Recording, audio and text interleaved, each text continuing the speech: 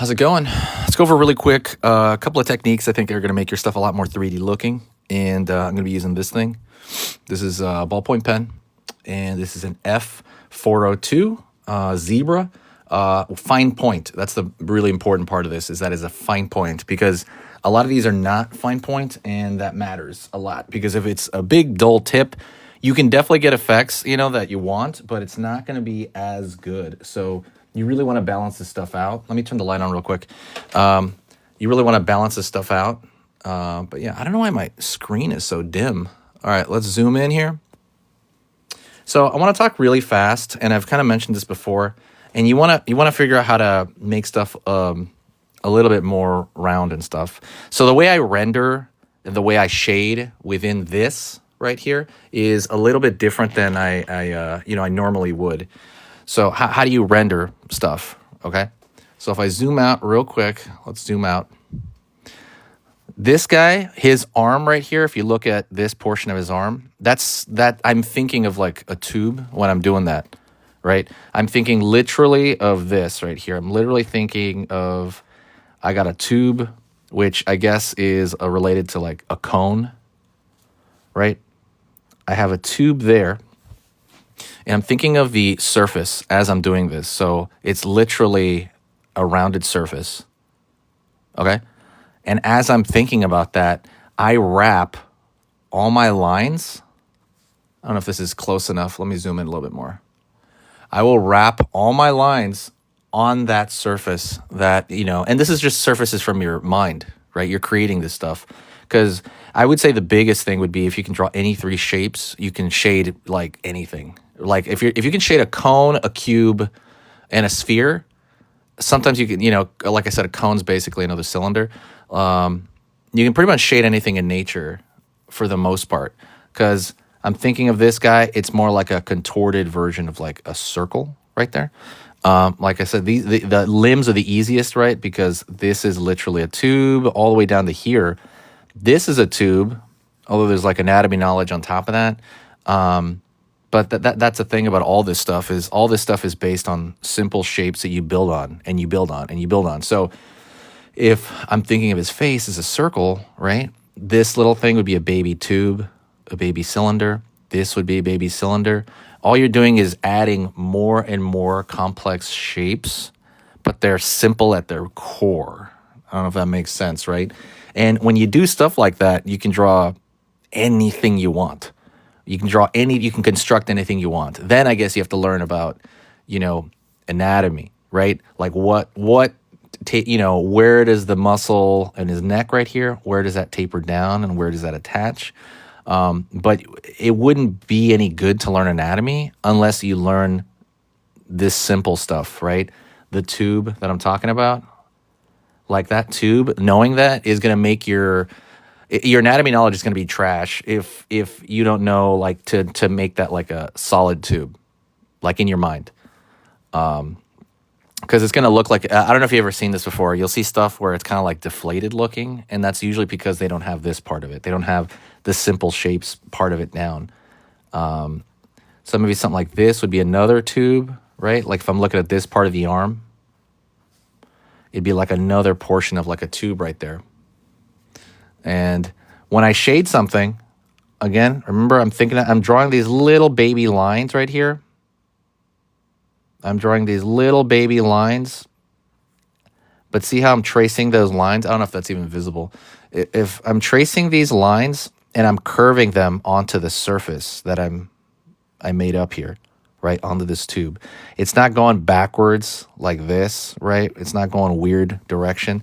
The core of it is I'm going right here and I'm putting in these little tiny lines right here, and I can keep kind of going as long as they're all flowing the same way. I'm not like hung up on like, oh, how big is this line and how big is this line as much right there. See, I'm just kind of pulling the lines all the same direction. It's like like a river or something. Like it's all going that direction, and I can just start pulling these, right? And in any which way, and any any order, any distance in between each other. There's no, I don't want to get over the top like that. But I'm pulling these, and that's what I do here, right? I'm pulling, so you can even see it right here.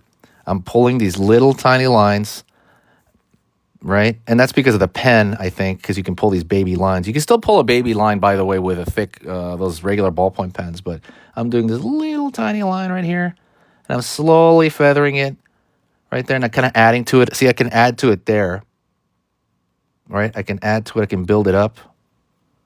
There we go. We're kind of building it up, but it's all in service of this form, of this tube that I have in my mind's eye underneath the whole thing. And I think people get tripped up a lot. I think when you're drawing something, let's zoom out a little bit. I think when you're drawing something, people get tripped up because I think people are like, they see like a really complicated thing and they're kind of looking at this complicated thing and they're like, oh man, that looks, because like at first glance, right, some of these things look so complicated. You're like, what? It's just such a mess, right? It's kind of like when you learn a language. You know, I don't know if you've ever, like, when you learn a language, when you hear something out loud, you're like, that sounds like gibberish. Like you don't really understand it. But then when you learn it, like each word, and then you understand each word, you know what I mean? And then when it starts getting like, then you kind of you hear one word, and then you hear another word, and then pretty soon you understand the whole statement. It's kind of the same thing.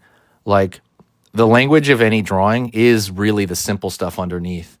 And I think the tricky part is some artists, including myself, by the way, will come online and they'll start drawing stuff not using simple shapes, right? Why are they not using simple shapes anymore, right?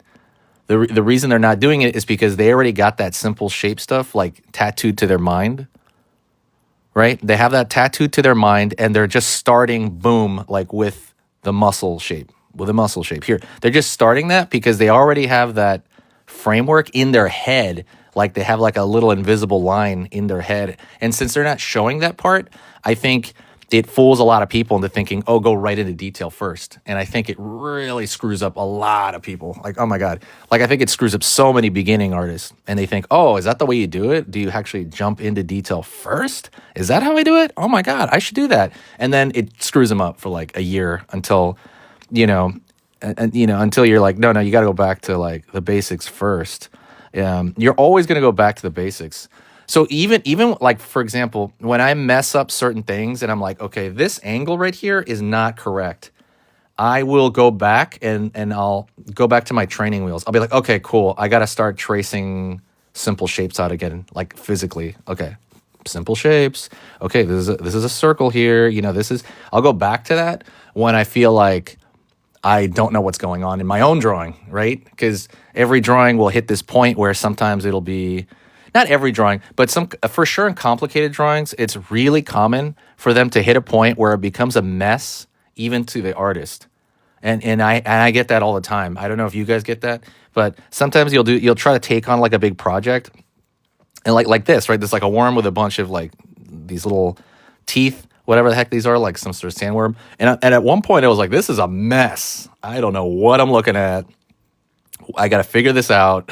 So I'll have to go back and try to like, figure this part out. It happens a lot more, I would say, in like digital paintings. I think in digital paintings, it is so much worse, because you got color going on. So it becomes a big muddy mess at one point. And I think one of the biggest things I've seen with experienced artists, and like newer artists, I would say newbie, but like newer to novice, would be that. And by the way, this trips me up too sometimes as well. So I was gonna say, I'm not putting myself on this like tall thing or whatever. I'm saying like one of the biggest differences I've seen between artists I really admire and I look up to would be to have a huge mess like of stuff going on and you don't freak out. Because I think a big part of this is that you start freaking out internally when you start really putting a lot of stuff in. When it's like, oh, wow, there's a lot going on here. You're like 80% or you're like 60% through a drawing. Even if it's just a portrait sometimes, right? The values get all over the place. Maybe like 70% in, you're like, oh, man, like this is getting kind of like, what's going on here? Like the values are all over the place, and you start freaking out internally. I don't know if anybody gets that, but I get that all the time when I get about 70% in. And then you got to like step away, focus, come back to it later if you have to. Or again, you go back to the basics. I mean, you have to do both. You have to step away and, get like a fresh view on it. But yeah, anyways, I guess a lot of this was more about, talking, that I'll just tell them more of the philosophy of stuff. But I just decided to come on for a little bit. But thank you so much. Everybody's super nice on here. You guys are amazing. I can't believe how nice people are on TikTok. Gosh, I hope I hope TikTok sticks around. I really like this platform now. So, but yeah, I've been going live every day. I'm gonna go live tomorrow as well. So, thank you so much. And yeah, I'm gonna talk to you guys later on. Also, don't forget to pick up a sketchbook in the store. I put a sketchbook of sketches that I did if you want to support. And it's all these sketches that I haven't shown anybody anywhere. I never posted them anywhere. So check it out. Pick one up if you can. All right. I'll see you guys tomorrow.